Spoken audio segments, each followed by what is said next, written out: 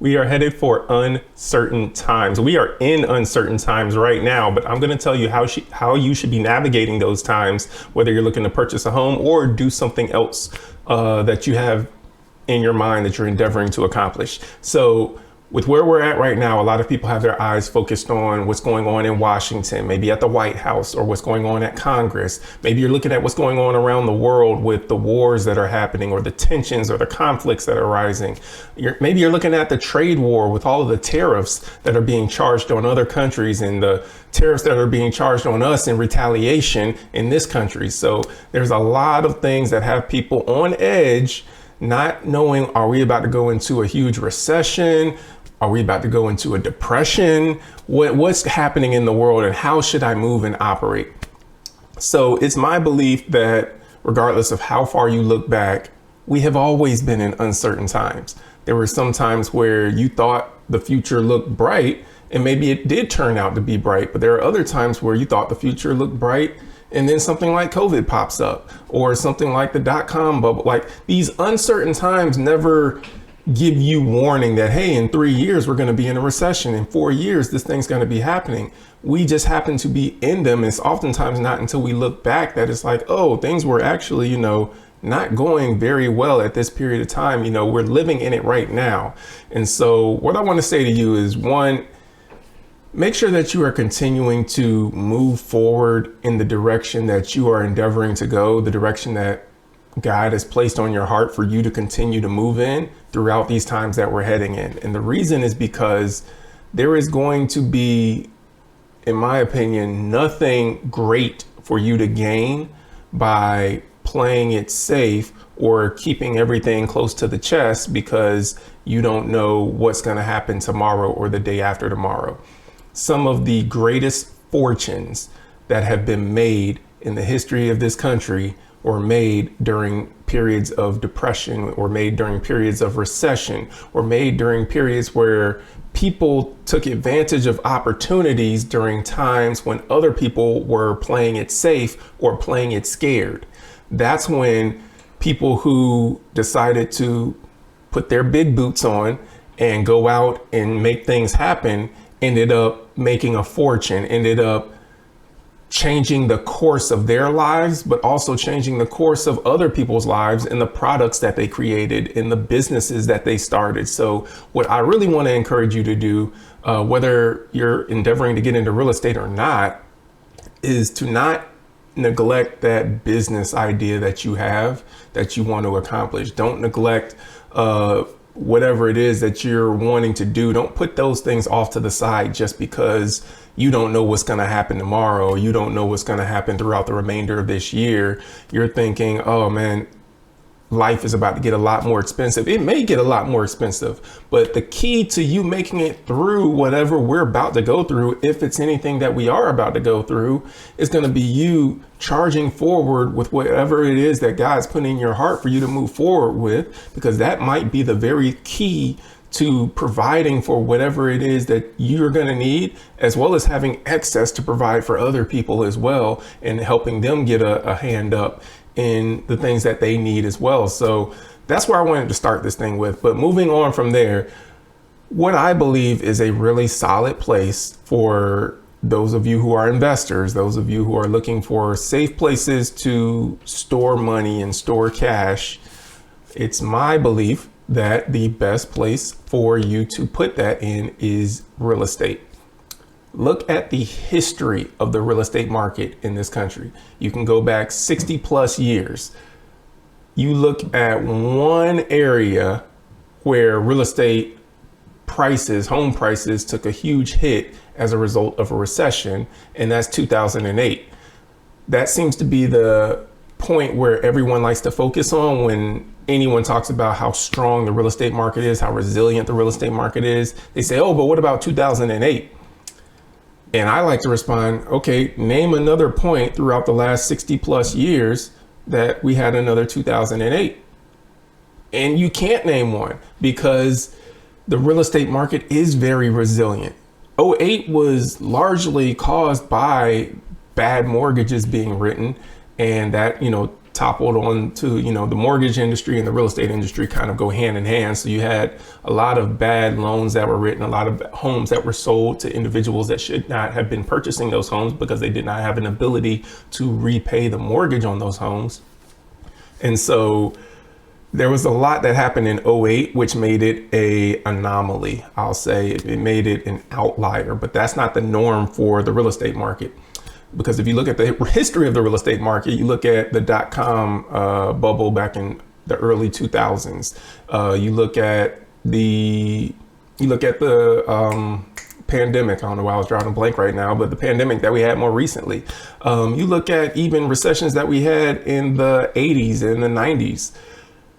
Real estate has remained steady, if not continued to increase in value throughout these recessions. Whereas people who end up putting their money in the stock market have seen a roller coaster ride of ups and downs, and companies that have gone under and are no longer, or stocks that have gone down and they're not going to rebound because those companies are no longer relevant. And so people are losing money in those investments. And I'm not against the stock market. I have money invested in the stock market, but I have more money invested in real estate than I do in the stock market because I am a firm believer that real estate is a better long-term producer of wealth in this country than the stock market is. Yes, the stock market over a long period of time does have a track record of producing. I think it's about 9 or 10% for the S&P 500. I should say that, because a lot of people who invest in other stuff, they might not be producing those results. But I think over the long term, it's something around like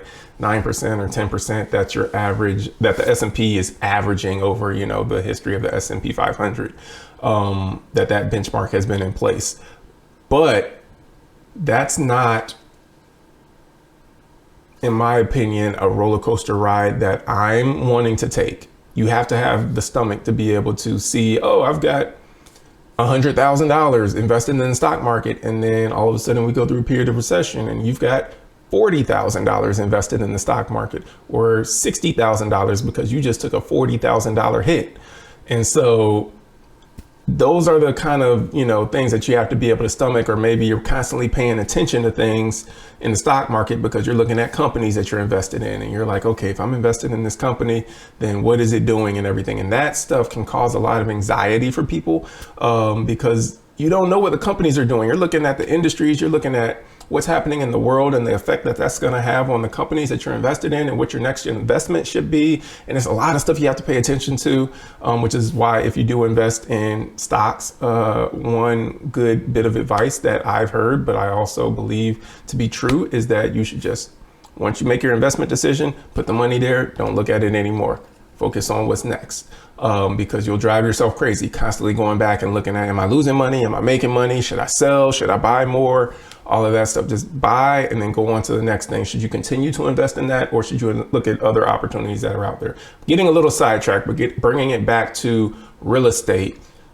Real estate has been stable. Let's talk about 2008 for a minute, since that's what everyone wants to focus on. If you look at 2008, the real estate market took a huge hit in 2008. You had some housing prices that were getting cut in half, some by 40%. So there were huge drops in the housing market during 2008.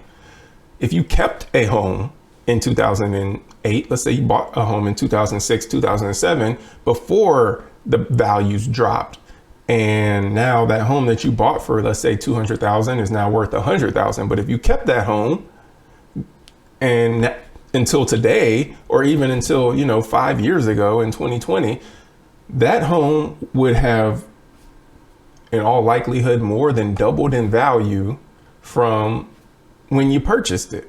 You purchased it at $200,000, it dropped to $100,000, but that home very well could be worth $300,000-$400,000 today if you had just kept that home. And that speaks to the resiliency of the real estate market. One, it's not really a roller coaster ride that you're typically on when it comes to investing in real estate, but also the history of the real estate market is about 4% appreciation year over year. Now, some of that does factor in inflation.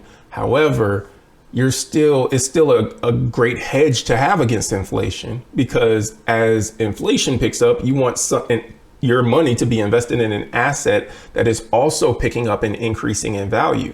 And that's something that real estate does. That's not something that the stock market does all the time, because a lot of times when inflation starts to pick up or things start happening in the economy, you might see a sell-off. And when you have a sell-off, you might see stock prices start dropping like a rock. And that could really hurt your position that you might have in a company if you had a lot of stock invested in one company, or even if you had it spread out over a bunch of different companies, but in a similar sector, that could also hurt your positioning as well. So that's one of those things where the stock market's not exactly going to be a great hedge against inflation.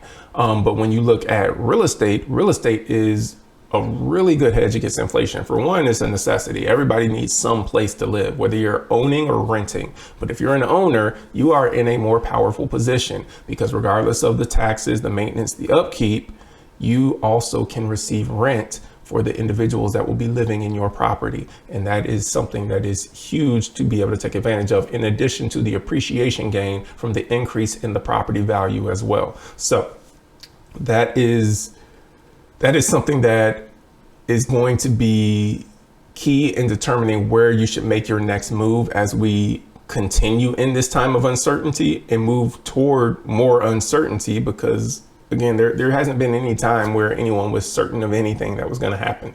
But as we are in this time of uncertainty, as we move toward more uncertainty, placing if you're an investor, placing your cash, your money, your resources in something that has a proven history of being a stable investment, real estate is that for you. And so I am a huge believer that if you're going to put your money anywhere, you should be putting your money in real estate, because real estate's not going anywhere. The land's going to be here long after those businesses are no longer in existence. The land is going to need to be here for providing food, providing a place for businesses to operate, providing shelter, providing entertainment, whatever it is happening on the land.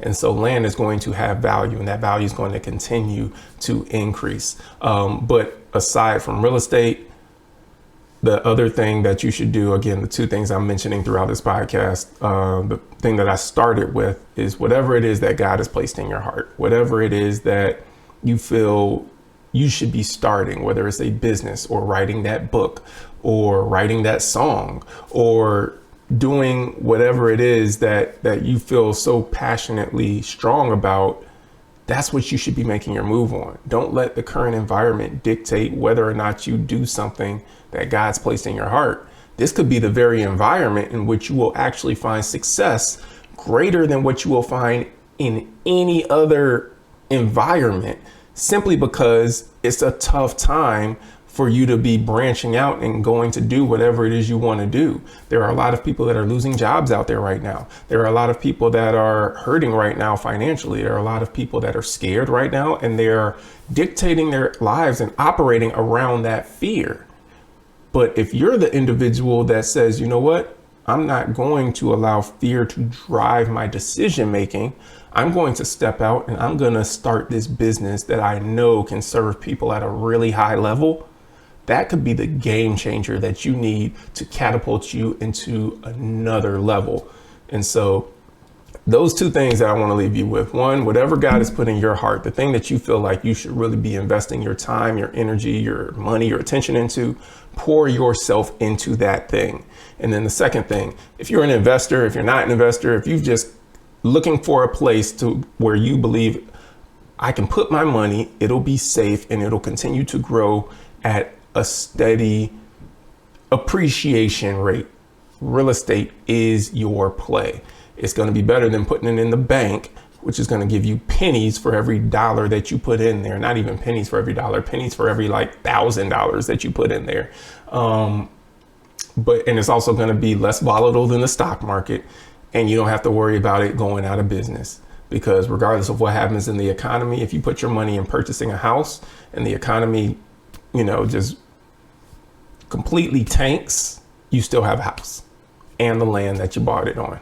So that's what I want to leave you with. Hopefully this has been beneficial for you. Hopefully you really take this to heart. I know it's a little bit different swing than what I normally go through in this podcast. However, I think it's important for people to know that you need to continue to pursue those dreams, those things that God's put in your heart for you to start, whether it's a business or a book or whatever it is, continue to pursue those, because this could be the very environment that is perfect for you to take that idea that you have, that vision, that goal, and launch it to a level that you never even imagined it reaching. And then real estate, get invested in real estate, stay invested in real estate, build that generational wealth through real estate, pass it along to your children after you're no longer here anymore. So that's what I have for you. Thank you for taking the time to tune in. As always, make sure you tune in on Tuesdays, 7 p.m. Eastern time. We'll be broadcasting live right here on YouTube, Home Finance Hacks. So don't miss it. Tuesday, 7 p.m. Eastern, right here. We'll be live. Thank you for taking the time to tune in. Take care, be blessed, and we'll see you in the next episode.